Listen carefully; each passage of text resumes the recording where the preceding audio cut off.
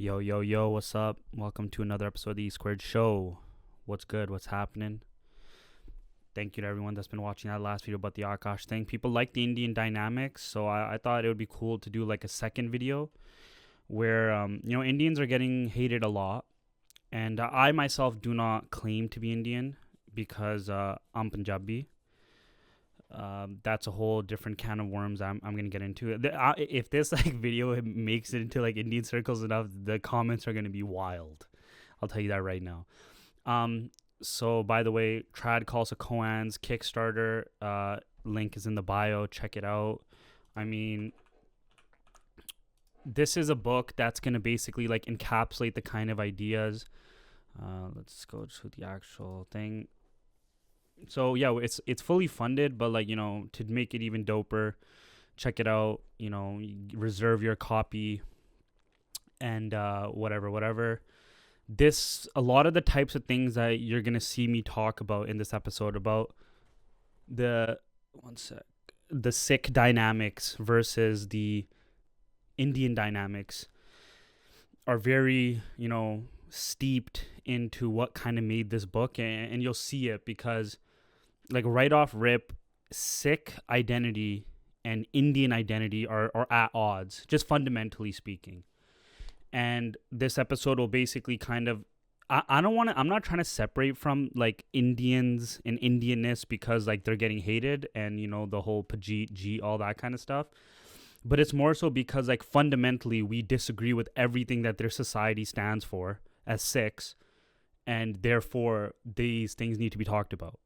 And so in this video, I'm basically going to illustrate like high key, the hate towards Indian society and Indians is kind of justified.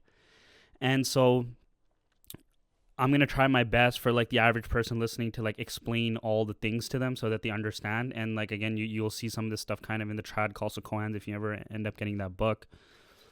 But and what's interesting about this is you also get to see something else, which is interesting, which is like a residual effect of like colonialism and how it's like affecting America today. Identity politics is not something new that just started happening in America in the last 15 years. Like this is an old and tried method that, colonialism used. It's just that now it's being employed on white people. Originally, so my name is Ikunkar Singh Johal. Johal denotes my clan from India. Singh denotes my religion, essentially. I mean, this is not for everyone in the West, but in India specifically, Singh, that kind of says that I'm from the Sikh lineage. And the type of first name I have is Punjabi. So my full name basically tells you my ethnicity, my clan in that ethnicity, and the religion that I follow. Okay? So I'm Punjabi my parents are from the region of Punjab. Now I live in Canada. Singh, I'm Sikh. This is the religion that I believe in, that I follow. And Johal, that's the clan. So like clan politics. Now, in America, there's no such thing as like clan politics amongst white people anymore. If you go far back enough, it was like Italians versus Irish versus, the Greeks versus the whatever. But if you go far enough back, if you're from Ireland, if you're from Scotland, if you're from the UK, if you're from Germany, like you had clans back then too. You had to. There's literally Germanic tribes we know of that sacked Rome and things like that, and Gaelic tribes and Gaulish tribes and all these different tribes, right? The thing is like the Western world has erased your true identity, which is like this tribal stuff. And, everything is for worse and for better. There's pros and cons to all of it always, right? Again, this is the cyclical nature of reality. It's not good or evil. It's, I love to say that the Khalsa operates in the gray. Everything else, Christianity, all these other religions, all these ideologies are black and white. No, the world is gray. And if any philosophy tries to tell you it's absolutes, it's bullshit and dog shit instantaneously. And so, to one extent, having clan loyalties, clan realizations, and clan like dynamics is interesting and good because you can keep certain traditions, you can keep certain parts of your culture alive. But then it's also not good because it does closeness. It closes things up. It kind of makes you stupid long term. And, a lot of my videos talk about this. So my clan, Johal, were Jats. And I'll get more into that because caste is one of the biggest issues and the biggest reasons why you should hate Indians. And it's one of the reasons why Sikhi, the religion I bow my head to. Guru Nanak Dev Ji, the first Sikh guru. It's not a prophet. Gurus aren't prophets. But the first Sikh guru, Guru Nanak Dev Ji, was very anti-caste. Okay? So these tactics that were used by, you know, the West, by the British, by Europeans to basically like enslave mentally or whatever, you know, the Eastern world, they're being employed on the West now. And so again, like, you know, if I ask you, what's your name? And you say, you know, my name is like John Smith. Well, Smith was kind of operating like some sort of casteism because it would have meant like most likely you were a blacksmith. John is a very common name found even in the Bible. So your first name is not really telling me much about your true identity, your ethnic, your cultural identity, because you've been amalgamated, right? And so now the issue is like America has been amalgamated, and I'm gonna get more into this in the next podcast next week. But the Indian framework will just tell you kind of like where things are getting cooked and whatever, and give you a bit of a base, right? And also just for like everyone new coming to this channel, etc., etc. So we start with India, right? So one of the biggest reasons like India is fully cooked beyond belief is because of two things specifically. One is the caste system, and the other is the Izzat system, the honor system, the social currency system. These two things basically make it so that the Indians are a pretty despicable type of people, okay? Now, the caste system is not something like so unique to the world, right? So, hold on, I'm going to show this. So, we'll get into this. The caste system isn't this like every society has had some sort of caste system, right? The ancient Romans had the plebs and the patricians, right? Basically the rich and the poor, the haves and the have-nots. Some maybe get a little bit more specific about it, you know, certain types of class of jobs and things like that.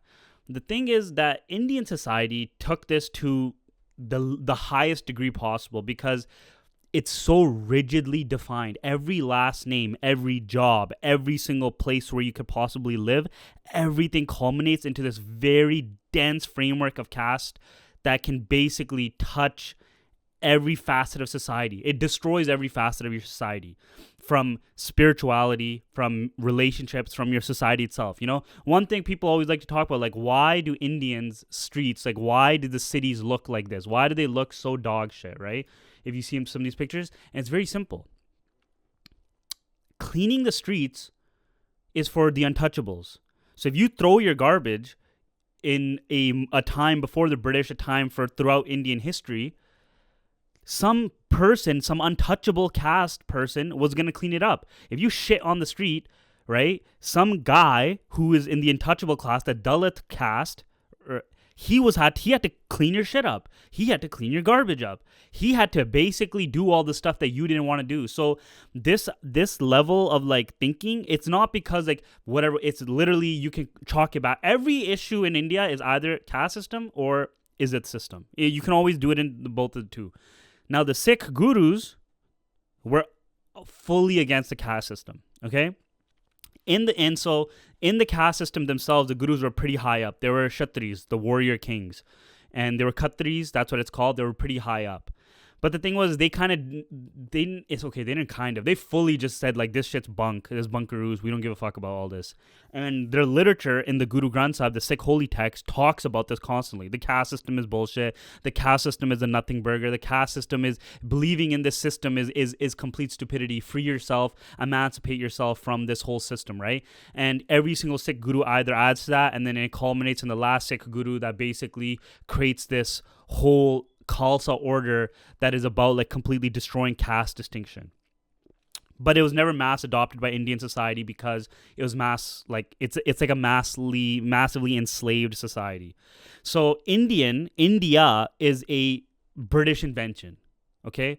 There is no such thing as India. India is basically taking all these like hundreds of different cultures, hundreds of different languages, hundreds of different peoples, castes, and all these crazy things and mashing them into one country and being like, this is your new identity, you're Indian. When in reality, not really. There's the North Indians, so like I'm from North India, my people are from North India, that area, you know, my ancestors, like it's pretty crazy because again, you know, we didn't have the caste, again, this is because the caste system made it so like where you were is where you're gonna stay there, buddy. And so the Scythians and these like the Indo-Aryan invasion didn't push really far down India. They kind of stopped midway, and that's why like me, I'm more fairer than the average Indian. I'm a lot more like light skinned because of my ancestry, and what's also interesting is that like our ancestry I mean it probably for other parts of India it's true as well. I'm not sure, but the Jat clans, our clans from northern India, like it's like enough recorded for like the past like few thousand years. So like we know some of our family lineages. We know how the clans are moving around, what areas they moved to, what wars they fought in. The great epic of India, the Mahabharata and the Vedas, the great like text is all written in North India in the Punjab region. Amritsar, by the way, the Sikh holy city, 33 degrees from the equator for all my Freemasons. Sikhs fought at Punjabi Jats, like their ethnicities or the proto-ethnicity that turned into our ethnicity, fought against Alexander the Great and the Hydaspes.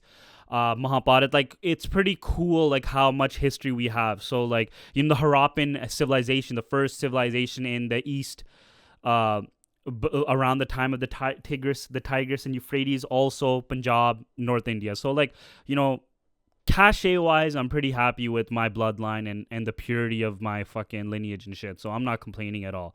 But as a Sikh, that shit doesn't matter fully. It doesn't matter, and that stuff doesn't matter. It's more so like who you are as a person, Martin Luther King Jr.-esque of like content of a character, et cetera, et cetera.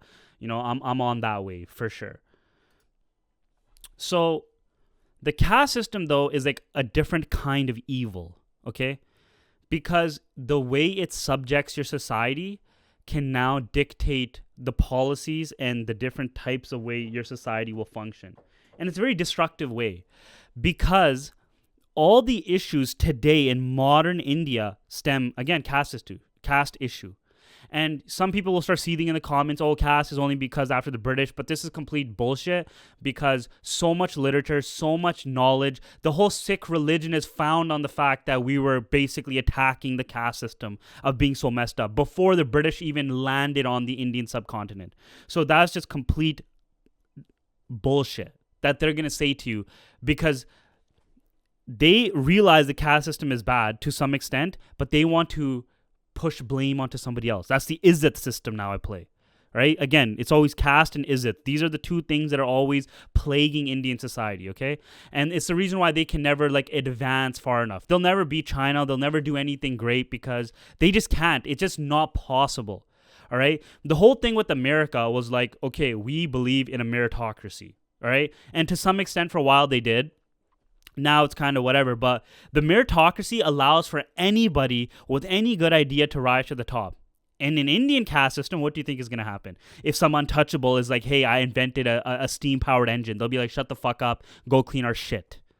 Very simply put, okay? Your society just cannot produce geniuses and innovators and literally any people of note, because the caste system divides them from rising and there's no social mobility. Your good idea will not like make you go to the next level. So hence, why have a good idea?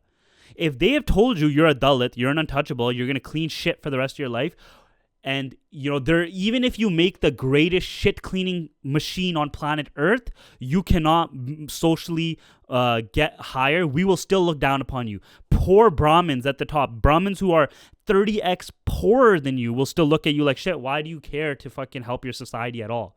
You have nothing tying you.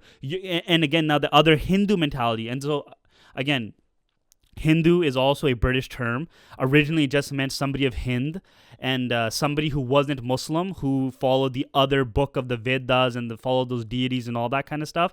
That was somebody who was considered a Hindu. And so now it's like this broad term for Hinduism, but Hinduism is like a fake religion as it's like grouped together now. It's originally like very broad, very vague, very like there's different subsects, there's different ideologies. Some people believe in a certain god, and another whole subsect will be like that god is the bad guy in our story. But now it's like a huge Hinduism thing. So it's been completely watered down. And in that watering down, they believe like reincarnation. So these people in these different castes, like they're like, whatever, my life might suck right now, but maybe in my next life, I'll get to be a Brahmin. Actually, technically, they don't believe that that's possible. But, maybe my next life I'll be born in Canada or something like that. Again, it's really stupid. And just to prove, like, show you an example, right? The one number one genius of Indian society that like ever really lived in the modern day in the last 100 years was Ramanujan, right? You guys might have heard of him. Goodwill Hunting is based off of his story. They did that movie, The Theory of Everything or Infinite. I don't know, whatever. Dave Patel played him in some movie. You guys can watch that. It's a pretty decent movie. That guy was a Brahmin. And because he was a Brahmin, he was given enough ability to learn, to be educated, to actually become this like intuitive genius that wrote like all these thousands of like crazy formulas or whatever. And then I will make the argument that the West completely destroyed his ability for creativity, because that's what, Western bureaucracies do, especially in the science community. But that's not the point. The point here is this guy Ramanujan, the caste system basically killed him. Okay? And I'll explain to you how. First, his Brahmin caste, it was against their rituals, their familial rituals to cross water, to cross bodies of water. It was like this huge big deal where his mom's like, you can't go, you're a Brahmin, we don't cross bodies of water, right? First off, like, what a superstitiously stupid thing to believe, right? And this is why, again, like Guru Nanak Dev Ji, the Sikh gurus, like, thank you for them, because they were not stupid like this. They were not like, this is just straight stupid. Like, I just can't even explain how dumb it was. So that's problem A. Problem B is like, there's this crazy dietary restriction, and this crazy dietary restriction made him become so weak. His health was like fast deteriorating while he was living at Oxford, Cambridge, or whatever, doing his mathematics and stuff, because of the food process. And it was like, oh, I can't have anything with lard in it. I can't have certain foods or whatever. I can't eat meat because I'm a Brahmin. And his basically, he became very sick very fast, and he died very young. That guy could have basically, if he lived a long enough life because he ate enough healthy food, maybe that guy could have done like crazy levels of formulas. He might have been the greatest mathematician of all time, truly. But his life is cut short. Why? Because he had this weird food thing he believed in, because he's a Brahmin. And he had this other weird thing that, like, him coming all the way to fucking the UK was like, oh my God, I can't believe I did this. I crossed a body of water. I betrayed what it is to be a Brahmin. Straight stupidity, buddy. Straight stupidity. And so the caste system can basically affect every part of their dynamic, from education, okay? In education, there's this weirdness of like lower castes trying to get social mobility. Higher castes will be like, nah, fuck that. We don't want to let these guys rise up. You know what that again goes to? It goes back into your society cannot create innovators. It cannot create geniuses, because one subset that's already had so many head starts, so much push, right? The British did emphasize the system. They knew that it was there. They didn't go like, okay, we're going to put an end to this. It was like, we don't even have to come in here and do divide and conquer. You guys divided everything, and now we'll just conquer it, right? So because of that, the Brahmins, Kshatris, people already at the higher echelons of like the caste system, they already have a head start. So, they're going to be the ones like, when the British leave, who gets India? Brahmins. Nehru and his daughter and all of them, they were Brahmins. They were not bottom untouchables. If you look at a guy like Ambedkar, right? Ambedkar is this guy who leads this mass movement. He was like a lower caste guy, and all these lower caste people followed him like he was the truth. And because, again, it was caste distinction. Like, they can't even put into their constitution like all people are created equal, because the caste system just would not allow them to say something as stupid as that. To them, like, saying like, oh, all men are created equal is complete bullshit. And so in education, it's a huge issue, and again, this is not it's gonna change. Like, the only way you could help change this if you just hate them enough to be like, your caste system is so abhorrently bad, and then they'll say like, oh, the British did it, but it's like, well, you guys haven't changed it, you guys still have it, right? It's so bad that caste system, there's laws based on caste system, like certain castes get certain priorities, kind of like some affirmative action stuff, but way more weird, way more diluted. Like, it's just insanity. All right, again, I've only lived in I never lived in India. I've visited India, but if you like throw my life, if you add it all up, it's been like a year. Fuck, I gave my name at the beginning of this. India's not letting me back to that country anytime soon. They hate when people speak out about it, right? So, I'm cooked for that. But if you add all the time I've been to India, it's about a year, and I've seen a lot of this kind of stuff, like, you know, the beggars, the poor people, the way they act, the subservience that they have. And that's another thing that especially like has carried forward post-British, really sadly, is the subservience to ideology. And so you see it in education. Now you see it in politics. In politics, like, certain politicians can literally get elected based off their caste. It's that crazy. And it's not like that's that different in like the US or anything, where it's like, oh, only a Christian God-fearing man can ever become president, stuff like that, or like a WASP or something like that. I mean, that stuff does exist, but the fact that even at the local election for like nothing burger elections, that caste is a problem is this, it's crazy. You know, marriage is a huge thing. Like, honor killings are very common. Honor killings are when they kill somebody because they married somebody out of caste, you know. White people obviously didn't have this, which is why like a lot of their blood is mixed, and they've been able to intermingle and intermarry and interracially marry for all these years. And marriage and social dynamics are just fully governed by caste, to the point that it's like completely detrimental to any level of cohesion in the society, because there's caste cohesion in your ethnic, your clan, and your religion. But the thing is, like, religion is very broad. There's a lot of Hindus. So how do we like deduce more? Okay, your ethnicity. Then from ethnicity, your clans. And then from your clans, your caste. Like, inside the caste, it's like thousands and thousands of things to differentiate you from other people. It's not even like, oh, I'm a Sudar, this guy's Kshatri. It's like, no, within a Kshatri, there's like levels, degrees. There's longitudes and latitudes to like your caste. It's so cooked. And so marriage is completely cooked because of the caste system, which is also why like genetics, their gene pool is really messed up, because like you can only marry within certain caste, certain ethnicity, certain whatever. You just can't, you know, marry out. And that's another thing. Like, we, again, my people, Punjabis, we got like the Greek set up shop in our region, right? The Greco-Bactrian kingdom. The steppe people came down. The Indo-Aryan invasion came down. Like, we got mixed by so many people that allowed for us to have like better genetics than most of India, right? We're taller. We had access to like better meats, better dairy, better wheat, right? Most of India's rice eaters were wheat eaters, or like, yeah, millets, stuff like that. And so I'm not trying to be like we're better. That's not the point of this. Like, that's really like antithetical to like Sikhi in general. That's not the point of what I'm trying to do. But I'm just giving you like a comparison analysis, which is also kind of like why it's kind of amazing that I do feel the gurus like chose the Punjabi Jat people, or Punjabis in general, to become Sikhs, because I think they're just naturally this like FU to the caste system type situation, which they had, right? It's very well known and documented that Jats are like very anti-Brahmanical order. This caste system, they're like, fuck the caste system. You guys do not have nothing on us. Suck a dick. We do not care. That's the amazing thing about the Punjabi Jats. Their god has been death. And maybe another episode about Sikhi or something, I can talk about like how our ancestors used to worship death itself, which is why like it was perfect for like the Khalsa to become Jats to become Khalsa, because Khalsa itself is like, it's this initiation ceremony that honors death, where you welcome death like your old friend, and you're like, I'm already death. I've worshipped death. You can't scare me by saying like, oh, if we all go and fight in a war, we're gonna die. That's fine. Like, there's a reason why Sikhs have basically helped the West in most of their wars.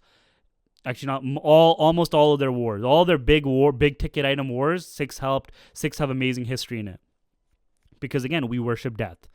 You know, not like a god, but just like the idea, the concept of it. Like, death is a beautiful thing. Okay, so then religion. This is one of the worst offenders of caste. It was so bad that like if a lower caste person tried to read the Vedas, like Brahmins were fully allowed to like kill them. They could like cut their tongues out, or like pour melted metal on them type shit, because of the fact they did that. Like, it was that bad. And that's why when you have the Buddha come, he doesn't do his religion. He doesn't spread the sutras in Sanskrit, which would have made sense. He does it in Pali, because Pali is not considered like a situation that like the Brahmins could get mad about. And I mean, the Brahmins did kick out the Buddhists eventually and stuff, but like for that time, it couldn't really be a big issue. So again, religion, once the Buddhists are kicked out or whatever, caste system is basically like tearing a new one in the Indian society, and or the Indic society, let's call it, because India is again not a real thing. And then the Muslims come, the Mughals invade, and then when the gurus show up, they're basically going like, this stuff is this is bunkaroos, bro. Like, you guys are baboons. Like, what the fuck are you guys doing? I know it's not said like that, but I think it's funny when you say it like baboon.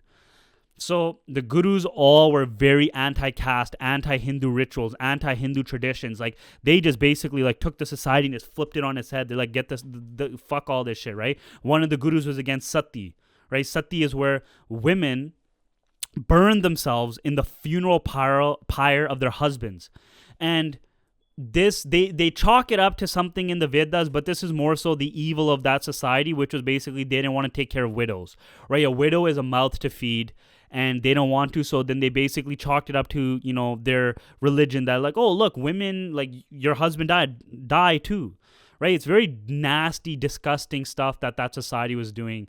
And I mean, that's a whole nother issue. If you want to go really deep, very deep into some of the stuff, join the Patreon. We have an episode with a scholar named Francisco. He talks about some of this stuff. It's really like a mind-opening and mind-bending how crazy it was, right? So like, caste is completely like, it was so bad that they're like, if you're a lower caste, like, you can't even believe in God, dog. Like, literally, they didn't literally say that, but it was basically like that. Like, you guys cannot, and there's stories like this. Like, there's a story of a Bhagat. I think his name is either Bhagat Namdev or Bhagat Ravidas. I could be like, it's one of the two. And his writings are in Guru Granth Sahib, right? Again, the gurus did not care. If you told the truth, we fuck with you. It's that simple. That's as simple as Sikhi gets. If you fuck with the truth, we fuck with you. If you fuck with the truth, you're a Sikh. If you live the truth, you're Khalsa.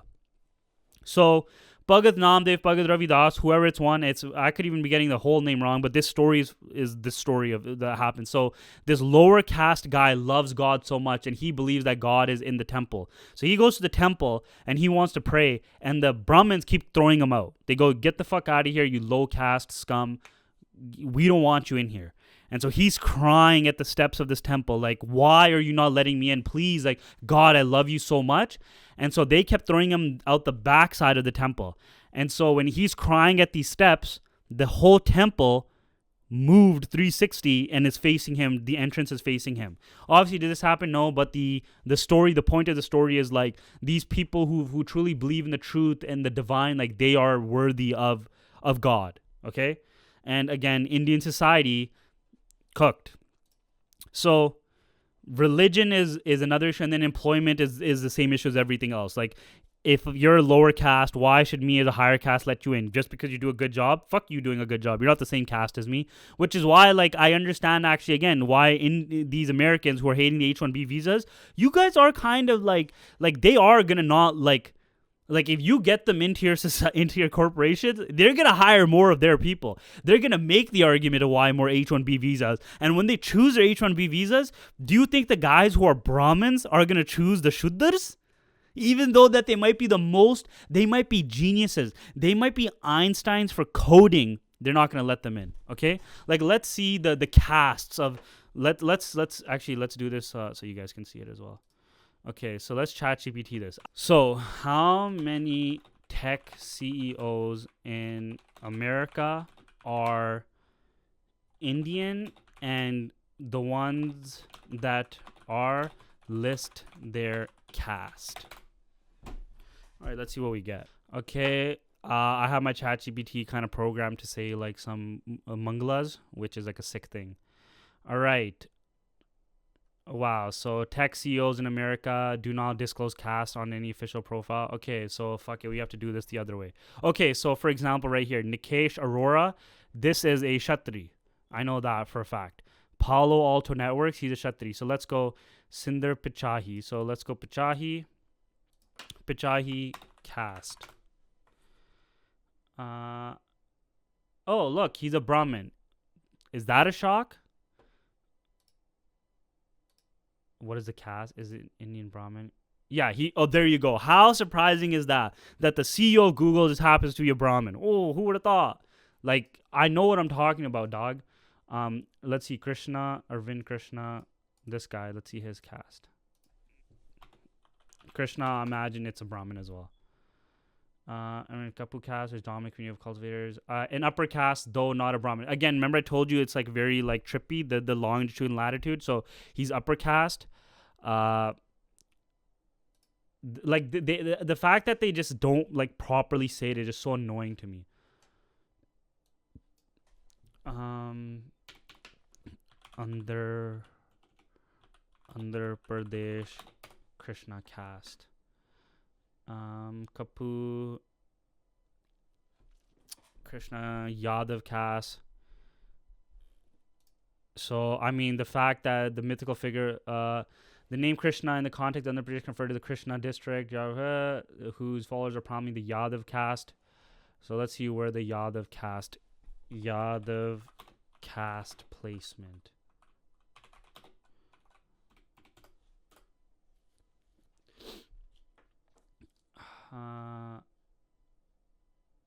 No, that's not right. Oh, Kapu, my bad. Kapu caste. Level. A forward caste. Okay, whatever, man. Point being is like these guys are all high caste. Like they're not. None of these guys I'm gonna find is gonna be a low caste guy. I promise you that. And so, their caste politics is gonna be in your tech companies, brother. They're not going to just pretend like that shit don't exist. They're fully going to be like that shit exists. And so, again, if you have hate for them,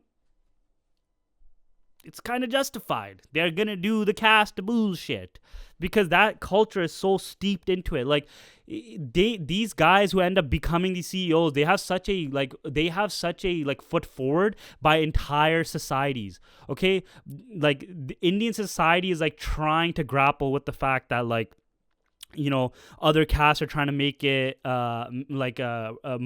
get social mobility. But again, when the social structures of wealth are dictated by caste, right? So like if you're an upper caste, you've had thousands of years of upper caste luxuries. So there's been a lot of money going into your hands. So now when the British leave, you guys get to get all the resources. So when you guys marry, you marry into other people of high caste, your caste or higher if you can, and the money keeps switching. No one's going to the lower caste. Going to the lower caste is basically like if you're a boy, right? If you're a lower caste boy or dude from like the Shuddhar or whatever, the untouchables, and you and your family finds out you're trying to marry somebody who's Kshatri, they will kill the guy fully and not care. Like they won't even think 2 cents about it.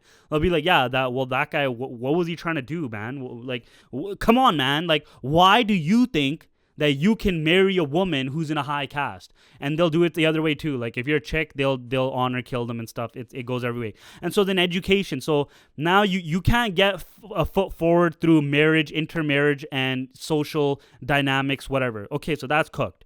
Education, you can't get ahead. Politics can't get ahead. Employment cannot get ahead. So it makes obvious sense that this mentality that they have is going to be extended. And they have it because if they didn't have it, if the caste system was like kind of getting dissolved, India would be so ahead, brother. You know how much. Now this is where Indians do not deserve the hate, and it's not Indians. It's Indic philosophy. And again, Sikhs we're the heirs of Indic philosophy, Indic Dharam, right? That's the beautiful things about Sikhs. Like we're a secret, right? You know, Christopher Hitchens, when he's talking about different religions, he doesn't talk about Sikhs. Most people don't talk about Sikhs because they just don't know nothing about Sikhs, right? If you go deep enough into Indic philosophy was more deep 3,000 years ago than Kant and Berkeley. Kant today would get his shit rocked by the Indic philosophers of the olden times. They had already gone so far deep into metaphysics, into reality, into physics, into space, into all these things thousands of years ago. Right? And again, what fucked it up? The caste system. Caste system always. It's always the caste system, right?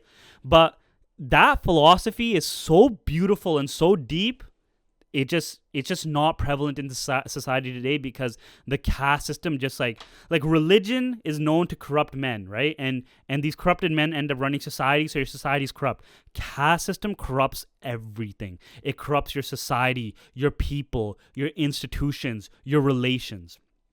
And now, if it's not caste, it's Izzat. And now we'll get into Izzat, okay? We spent 35 minutes talking about caste. Hopefully you guys got the point. Now let's talk about Izzat. So there was a post on Twitter that perfectly exemplified everything you need to know about the problems with Izzat, okay? So let me get this up here. I don't know who this guy is, this unsung hero, but he definitely deserves his praise, because the way he wrote about it is so much more accurate than like anything I've seen from like people from India itself, you know? So let's see. All right, here we go. 1, 2, 3. Okay. So let's go through this. Hi, I didn't see this term mentioned, whatever. Some posts have mentioned saving face, which is Izzat, but I wanted to elaborate on it. Izzat has no direct translation into English. We only have terms that can broach the same concept. Concepts such as honor, reputation, or face, okay? Izzat is an idea of like a social currency, and he'll talk about it more, but like this guy's clearly not like from India, and he doesn't fully understand, but he's definitely hitting the right points with what he's talking about here, okay? So Izzat is much more than that. It's a zero-sum game of collective honor shared by whole groups of people, all of whom take it very seriously. A system like this isn't just foreign to Enlightenment values, but I'd argue it's antithetical to every sensible form of governance on the planet. It will destroy any system that assumes good faith. Correct. Again, if it's not caste, it's going to be Izzat. So in Izzat, for example, if I have a daughter and my daughter becomes OnlyFans, I get shame. And in these Indian societies will be like, well, I need to kill my daughter to restore my honor.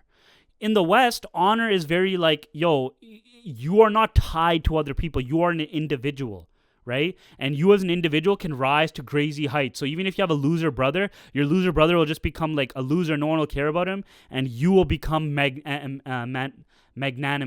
And you will become great. And people know you as great. But in Indic society, in this society, you could become as great as possible. But if your daughter's a whore, if your son's a loser, if your wife's a cheater, if anything, then it doesn't matter how great you are. You could be Alexander the Great, but people will be like, but his wife was like this. So it's collective honor. It's household honor. It's caste honor. It's society honor. It's country honor. Okay, but the problem is the means of dealing with honor when your honor is questioned, when your social currency is questioned, okay? And so this is where the guy gets into a really good point. So Izzat conflicts are not about who is right and who is wrong. It's about who wins and who loses. Correct. This means it's a zero-sum game where just about any action is justified, including murder. Yes. So I've said this in other podcasts. If you rape somebody, if you angur somebody, as we like to say, which is graping in Punjabi, the act of anguring them is not bad. It's getting caught and people knowing you did it that is bad. That's what Izzat does to your society. It's getting caught. It's people knowing that something happened that's actually bad, right? So winning is righteous in Izzat. Losing is unrighteous. This means that if someone plays the game of Izzat well enough, they can get away with just about anything. Murder, rape, scamming, cheating, stealing. The only morality in Izzat is the protection of your group's collective ego. The only appropriate response when your Izzat is attacked is the complete destruction of whoever insulted it. So this is so he's going to give a perfect example here. So two people get into an argument, and this might escalate, but chances are it shouldn't be that bad, right? He gives an example. Sorry, I broke your garden gnome. With two Indians in an argument, the stakes are always deadly thanks to Izzat. Neither of them can back down, nor can they admit fault. Admitting fault is seen as deliberately humiliating yourself. And being humiliated in this society is already shitty, right? So again, caste is like a whatever vertical ladder. Izzat is a horizontal one. I might have gotten that wrong, but if you saw my hand movements, you kind of get what I'm talking about, right? So caste is up and down, Izzat is left and right. So within your caste, Izzat becomes a way for you to deal with other people in the same caste. Even though these other Brahmins, these Kshatris, they're shitting on you, well, it doesn't matter. I have to just accept that. But if this guy steals my garden gnome, we have a problem. We have a beef, right? So Deliberately humiliating yourself. So not only that, but because Izzat is shared, you are shaming everyone who shares your Izzat. So admitting fault or taking responsibility for a problem is a form of social suicide. That means even if the dispute was over something completely fucking stupid or trivial, like a broken garden gnome, it could spiral into a decades-long honor feud. All right. And so this is why, police are reluctant to get involved in disputes, because Izzat is a zero-sum game. All participants are involved in the game. If a policeman sides with one family over another in an Izzat dispute, this means that he's deliberately taking the side of a family and dishonoring the other. There's actually a really good clip that kind of, let me see if I can find it. Indian police caste scene. Let's see if I can find it.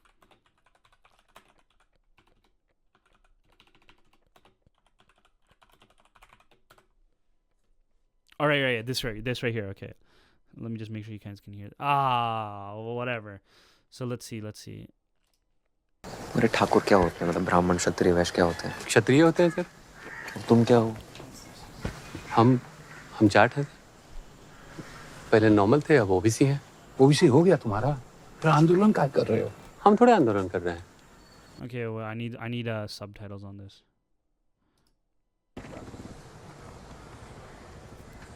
ये मंदिर का क्या issue है? दलित enter नहीं कर सकते क्या? जी sir. So he's basically saying, like, what's the issue of this mandir? And this guy saying Dalits can't enter. किसने किया है? कोई आइडेंटिफाई हुआ? मंजी का। So they said, who said this? आश्रम के लड़के हैं सर। कौन है Mohan ji? So they said some guy named Manji, Sir Manji. I don't know. Again, I don't speak Hindi, so I'm basically having to go really hectically off like context clues here. Sir महंजी हैं? ऊंची जात के? ब्राह्मण। So now he's saying, what's your caste? So he's like, what's your jat? Jat is another word for caste. And the caste system can also be known as the Varna system, okay? And so this is where he's going to go really deep into this shit. So he asks this guy, what's your caste? He goes, Brahmin. और ये जो लड़के हैं ये किस जाति के? ये शेड्यूल कास्ट है sir. So he's like, this is scheduled caste, which is like this weird thing in the I don't know what, like they did some weird shit in the government to talk about this stuff. Brahmadatt की क्या जाति है? ठाकुर है sir.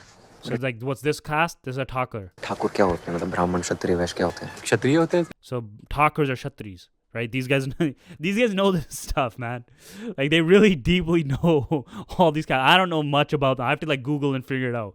I just know my caste is Jat, we're low, but we also just do not give a fuck about the caste system. Suck my balls. I mean, take the caste system and shove it up your ass, buddy. That's what the Khalsa is. That's why I love this shit, man. तुम क्या हो? हम जाट हैं। पहले normal थे, अब OBC हैं। So this guy's saying he's a Jat. All right? OBC हो गया तुम्हारा? फिर आंदोलन क्या कर रहे हो? हम थोड़े आंदोलन कर रहे हैं। वो तो हरियाणा वाला कर रहे हैं ना।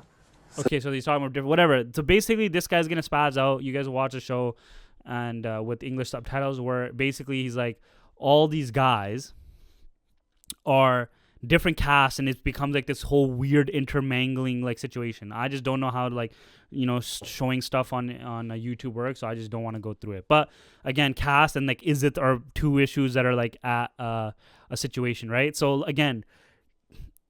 So let's say the police officer in that situation of Izzat is like a higher caste and these lower caste people are fighting, it can still cause like certain frictions. Or the guy who's a higher caste just tells both of them, shut the fuck up or I'll kill you. Like, again, because he's like, I'm a higher caste, I can do that. And so let's say someone in India complains about a broken water pipe. So that was like society problems. Now this one, and then this one is like kind of a political problem, right? So let's say someone in India complains about a broken water pipe. Instead of the problem being addressed, the official responsible for the water pipe denies it's a problem and counterattacks him instead, because questioning his efficacy in the role is challenging his izzat. So the official destroys the person who brought the problem up and the water pipe never gets fixed, okay? And so Izzat is also the reason why Indian managers are so infamous for hiring more Indians, like I was saying earlier.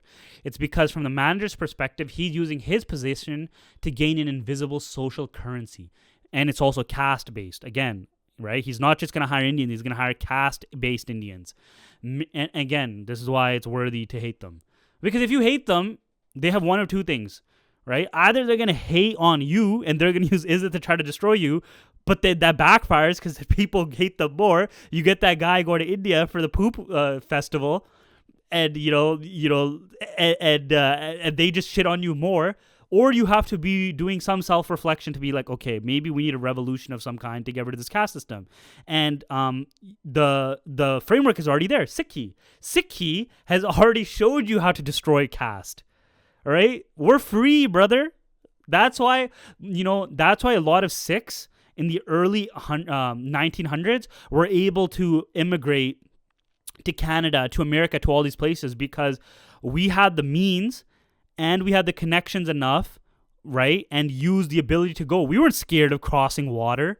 Brahmins are like, well, we can't cross water. So they couldn't leave, right? And so that's why, again, man, Tan Guru Nanak, brother. Tan Guru Nanak. And this Izzat is also something that does affect the Sikh community and caste. Like, Izzat and caste do affect the Sikh community because, again, we are stuck in that wretched place and connected to India, but it's not as bad.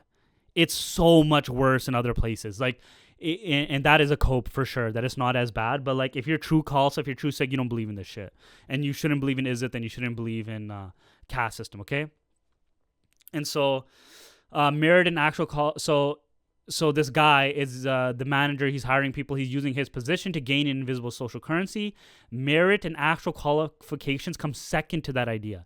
If he hired a Westerner, he would not gain or even lose Izzat by doing so. He has a very strong cultural incentive not to be impartial. Meanwhile, if he can strong-arm dozens of Indians into a company, he's gaining huge quantities of Izzat and conspirators who owe an absolute debt to him. You see what I'm saying? So it's not uncommon to see Indians gloat about their success in the West. And yes, Izzat is very much a system that enables short-term success. But the fundamental reality is that the prosperity that these Indians find so attractive in the first place wouldn't exist if the West practiced something similar to Izzat. Our systems can only exist on the assumption of good faith. Izzat does not have good faith. And not a majority of people exploiting them for destructive short-term gain. On top of that, if an Indian causes the systems and companies he comes into contact with to collapse, then he can just go back to India with his plunder. He has no stakes in the long-term prosperity, functionality, or stability of these systems. The stakes are completely asymmetrical in the Indians' favor. So look at Sikhs, right? There's a Khalistan move, it's Sikh separatist movement, but it's not going to happen. It's really stupid.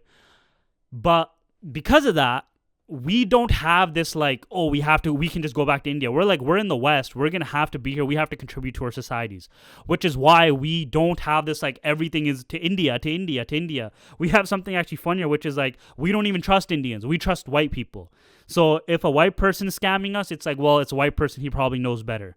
That's a little bit of like that, colonial mindset, but like it still allows you to be in a good faith position regardless.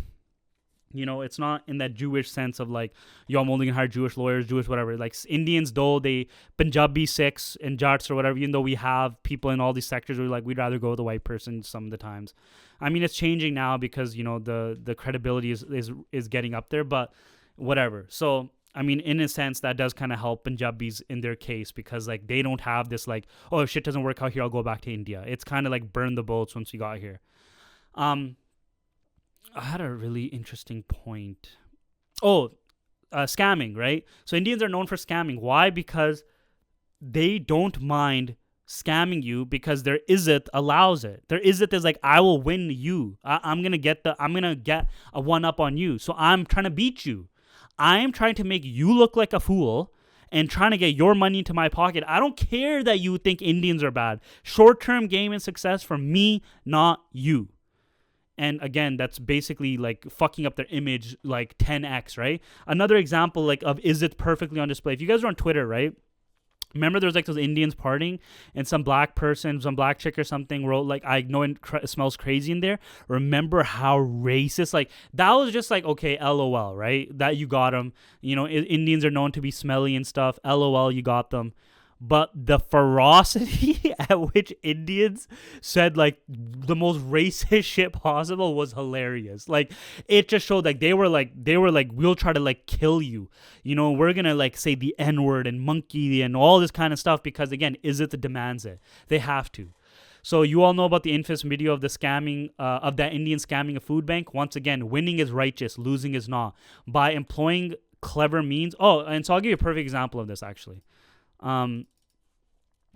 Who's that famous Indian anchor talks about Gaudavs and Pandavs? Right here. This will perfectly show you their mentality, right? Ready? Watch this. So this is from the Mahabharata. Mahabharata. Okay. Interesting. It's about narrative building and how when you take the moral high ground and when you set the rules of the game, then no matter what you do, you come out on top. So the Pandavas, everyone wanted them to win, right? And they said they're fighting for dharma and they're fighting. They bet their wife in a game. How is that morally justifiable? They used all the tricks possible to win the war that they were supposed to win. And yet they justified everything. क्योंकि कृष्ण उनके साथ थे और ये भी कर लो ऐसे भी सब कुछ किया उन्होंने और वो जीत भी गए और वो they remained the good guys. How So this is a story from the Mahabharata between the Kauravas and the Pandavas. It's basically the story is the Pandavas go to the war against the Kauravas, right? And the Pandavas are 5 brothers, and they like fucked up a bunch of stuff. They did some goofy shit here and there. One of the stories that she's referring to is that they bet their wife. The 5 brothers had one collective wife, which again I don't even know what the fuck's going on there. But and then like they lose a game of Chaucer, which is like a dice game, and it was rigged against them, so the Kauravas cheated. And in that game, what ended up happening is that because they lost their wife, she had to like become naked in front of everybody, which is like insane Izzat against like insane just like dishonor, right? But you know, whatever, one of the gods saves her, and like they try to unravel her sari. It just infinitely doesn't unravel. But she's basically making the Izzat argument, right? That like we all think the Pandavas are good, but they did bad stuff. So it's not about if you're good or bad. It's about winning. Winning is what makes you good, right? So their morality is not about the trueness of morality itself, right? Like so for Jesus, right? Actually, I don't want to get into this Jesus shit because there's just so much whatever. But you know, morally. In the West, being morally good and winning are not connected. Being morally good and losing is fine as long as you're morally good. In this Izzat society, being morally good is only dependent on you winning. If you lose, that means you're morally bad because you lost your Izzat, you lost your honor, you lost your righteousness. It's crazy, right? So I read a story in India about a man offering to pay another man to use a public toilet instead of defecating open, or whatever. Now these are just like a bunch of different stories about Izzat, right? So now you can understand about why Izzat is really bad, right? So the Western idea of merit is competence in a role. Merit in Izzat is determined by what lengths you will go to achieve a goal. With competence merely being one path, it often becomes a secondary path, as printing a degree that says you're qualified to be a jet pilot is just as good as being able to actually fly a jet in the eyes of Izzat. In other words, Izzat selects for appearance over authentic merit or morality, right? So, I mean, the Indians are going to come after me for this one, but it is what it is. I have to speak my truth just like the gurus did. And so, as you can see, these 2 ideologies, Izzat and caste, will destroy your society as the more Indians that come in. Okay, I'm making the argument for Punjabis because Punjabis are usually mostly Sikh, right? Especially if they are Punjabi Sikh. They don't have a country to go back to. There is no Sikh country on the earth, right? They're the only religion on planet Earth that doesn't have their own country. So when they come to the West, they're like, we're going to make it here. We thank you for fucking like helping us. Thank you for saving us, right? That's why you see many Sikhs, they join your militaries, even though, you know, racist Fuddus and people in the West shit on them, but they'll join the police force. They join the militaries, and they don't join them to fucking get other guys in. They join them because they truly believe that this is a good thing to do, that this is like standing tall in society. And I'm not saying that there aren't bad characters and stuff. Like there's bad characters across, but the thing is Izzat and caste are not even like a background. It's a foreground mentality for how your philosophy of life is. It's something you grow up knowing and thinking and being told about, right? There's no way you can avoid a caste. If you're a lower caste and there's some girl that goes to your school that's a higher caste, which probably wouldn't happen in the first place. She'd be at like some fucking private school. But let's say it's a girl that's even one caste higher than you, or even within the same caste but like a little bit higher, they're gonna tell you, yo, cut that shit out. You can't like her. She's a different caste. She could like you. She could love you, and that's still a problem. That's how cooked this society is. Now imagine bringing that type of stuff over, right? Where, you know, they talk about that chat GPT where it'll like fake it's using kind of like Izzat, right? Where it'll fake its findings on certain things just so that it could show you that like it got the question or answer that you wanted to do. That's what sometimes Indians do with Izzat, right? It's not about doing work. It's about seeing like if the work is done properly. It's about does it appear like the work was done properly. That's good enough. And that's the only way to change them is to shame them and embarrass them into basically trying to break out, because this is now the Khalsa, trad Khalsa love of like, I love you Indians so much, right? I love you so much, and to save you from yourself, I have to basically say you are the biggest dumb shits on planet Earth and you need to destroy caste and Izzat because I love you, all right? It's not because I hate you. It's because as a Sikh, I love everyone because everyone has God within them. And I love you so much that to save you from yourself, to save your society, to save your education, your marriages, your relationships, your education, your employment, your governance, you have to destroy caste system or it's going to destroy you. And it is destroying you. It has destroyed you. And so the only way to help you is to shame you, to embarrass you, to basically be like, you need to stop this. This is enough. This is not going to help you. You need to take on the path of the Khalsa. And I mean, that's the only way an Indic society would help them, because overall, I don't see them in any fucking chance getting rid of the caste system unless the mass adoption of Sikhi happens, because Sikhi is very antithetical to caste and it should be and whatever. But like, whatever, that's the point. Trad Khalsa Koans. If you're not a Punjabi, if you're not a Sikh or whatever, I think you would fully love that book. I think it would interest you to the max. So definitely fuck with it. But yeah, man, sadly, I think they deserve the hate that they're getting because, you know, like, would you hate a society that believes in slavery? Yeah, of course. Slavery is bad. So if there was a country that fully endorsed slavery, you'd be like, fuck that country, I hate them. Well, the caste system is worse than slavery. So fuck yeah. That hate is like, you're allowed to hate them. Because it's such a despicable society. Like, think of all the people at the bottom whose life sucks. Like, this is for them. I want those people to be able, like, I want India to succeed. And you should want, if you really do hate Indians just for the sake of hating Indians, you should want their society succeed, because then Indians won't come here. India will be good enough, right? It's a little bit of an LOL. But with that, I hope you enjoyed this podcast. If you're new and you made it this far, well, welcome, and, you know, subscribe, like, join the Patreon for more of these like conversations. You also get access to the Discord at the $7 tier. Invest in the trad Khalsa Koans or fund it. You know, $70 gets you special edition with acrylic box, sequential numbering. I don't know if I'm gonna sign them personally. I am writing them just because like my signature kind of sucks.